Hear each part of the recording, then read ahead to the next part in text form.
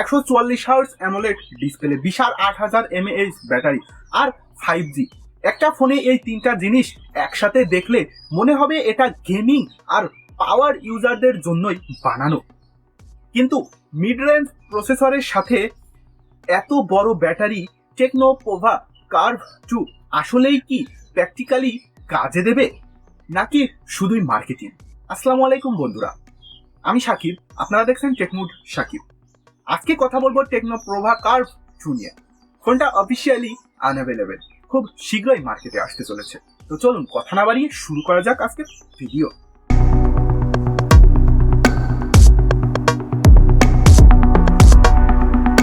সবার আগে designer build. ফোনটার একদম ফাইনাল ওজন আর ডাইমেনশন এখনো জানা যায়নি, তবে নামেই কার্ভ থাকায় ধরে নেওয়া যায় এখানে একটা কার্ভ অ্যামোলেড ডিসপ্লে ব্যবহার করা হয়েছে, যা 6.78 ইঞ্চির বড় ডিসপ্লে হওয়ায় ফোনটা কমফোর্টেবল হবে না। IP64 রেটেড আছে, মানে ডাস্ট টাইট আর স্প্ল্যাশ রেজিস্ট্যান্ট। হালকা বৃষ্টি বা পানির ছিটিয়েতে সমস্যা হবে না, কিন্তু পানিতে ডুবিয়ে ব্যবহার করার ফোন এটা না। ডুয়েল ন্যানো সিম স্লট আছে। ডিসপ্লে সাইডের টেকনো এখানে সত্যি সিরিয়াস। এখানে আছে 6.78 ইঞ্চির অ্যামোলেড ডিসপ্লে, রেজুলেশন 1224x2720, প্রায় 440 ppi, মানে টেক্সট, আইকন, ভিডিও সবকিছুই শার্প দেখানোর কথা। সবচেয়ে বড় হাইলাইট হলো 144 hertz refresh rate. Pick brightness claim করা হয়েছে 1300 নিট পর্যন্ত, আর আছে 2304 হার্টজ PWM গেমিং। লো ব্রাইটনেসে চোখের ওপর চাপ কমানোর জন্য ভালো ফিচার। এবার আসি পারফরমেন্সে।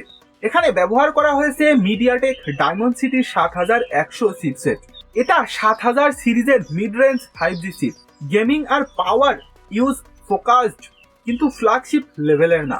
অফিসিয়ালি CPU আর GPU ডিটেইল পুরো দেওয়া হয়নি, তাই বেঞ্চমার্ক নিয়ে কিছু বলছি না। তবে কম্বিনেশন দেখে যা বলা যায়, ডেইলি ইউজ আর মিডিয়াম লেভেলের গেমিং এর জন্য পারফরমেন্স ঠিকঠাক হওয়ার কথা।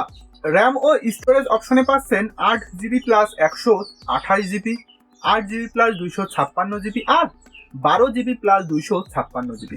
মাইক্রো SD কার্ড স্লট নেই, তাই হেভি ইউজারদের জন্য 256GB ভেরিয়েন্টটাই বেশি সেন্সিবল। সফটওয়্যারে থাকছে Android 16 plus iOS 16। Pova series মানেই বড় ব্যাটারি কার্ভ 2 ও তার ব্যতিক্রম নয়।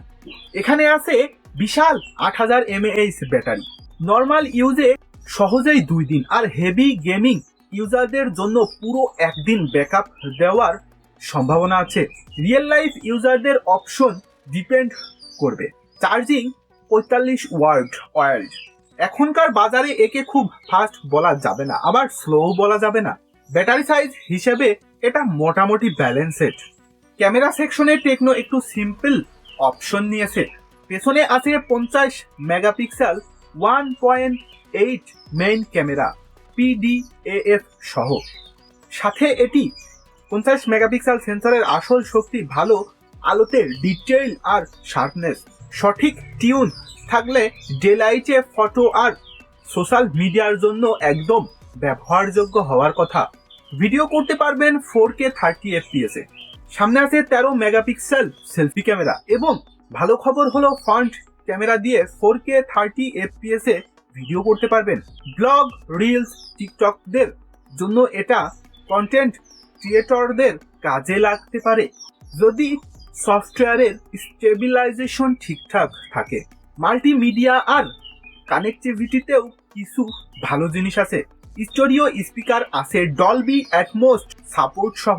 গেমিং আর মুভি দেখার সময় ভালো ইমার্শন পাওয়া উচিত। তবে 3.5mm হেডফোন জ্যাক নেই। নেটওয়ার্ক 5G আছে, ওয়াইফাই 6, ব্লুটুথ 5.4, NFC আছে, আর একটা প্লাস FM রেডিও এখনো রাখা হয়েছে। সিকিউরিটিতে ইন ডিসপ্লে ফিঙ্গারপ্রিন্ট সেন্সর, সাথে বেসিক সব সেন্সর। তো স্পেসিফিকেশন অনুযায়ী টেকনো পোভা কার্ভ 2 কাদের জন্য? যারা চান বিশাল ব্যাটারি ব্যাকআপ, খুব smooth AMOLED display, 5G connectivity, তাদের জন্য এটা একটা ইন্টারেস্টিং প্যাকেজ হতে পারে। তবে যারা ফ্ল্যাগশিপ লেভেলের পারফরমেন্স বা ক্যামেরায় প্রায়োরিটি দেন তাদের জন্য একটু ভাবা দরকার। আপনারা কি ভাবছেন টেকনো প্রভা কার্ভ 2 নিয়ে? এই বাজেটে battery plus display focused phone নিতেন, নাকি ক্যামেরা বা প্রসেসরের বেশি ইনভেস্ট করতেন? কমেন্টে জানিয়ে দিন। ভিডিওটি ভালো লাগলে লাইক, কমেন্ট, শেয়ার করুন। আর এরকম টেক রিলেটেড ভিডিও পেতে চ্যানেলটি সাবস্ক্রাইব করুন। দেখা হবে পরবর্তী কোনো এক ভিডিওতে। আল্লাহ হাফেজ।